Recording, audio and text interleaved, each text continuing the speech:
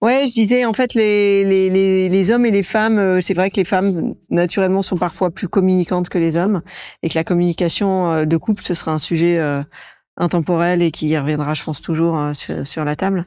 Mais pour arriver à bien communiquer, il faut déjà savoir ce que l'on ressent pour pouvoir exprimer ce que l'on ressent et nos désirs plutôt que l'arbre qui cache la forêt, genre l'homme ou la femme qui reproche à son conjoint de rentrer trop tard et trop de travailler.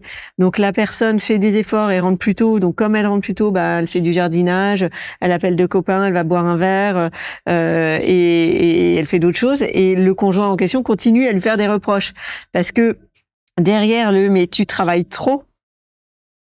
Le besoin exprimé, c'était enfin le désir exprimé, c'est travaille moins. Sauf que le vrai désir derrière, c'est j'ai besoin de passer du temps avec toi. Et arriver à identifier clairement nos désirs pour les exprimer clairement, bah, ça change tout.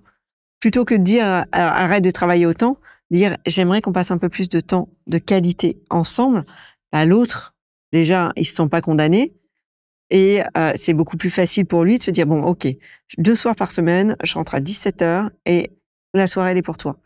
Et là, l'objectif il est atteint.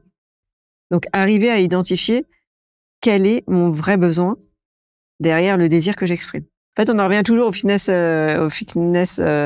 neuro-émotionnel, c'est que plus tu comprends ce qui circule à l'intérieur de toi, plus tu es en mesure d'identifier quels sont tes besoins, ce que te dit ton corps, tes émotions, tu vois, pour communiquer sur ce qui te plaît, ce qui te fait du bien, ce qui te plaît pas, et de manière simple et efficace, quoi.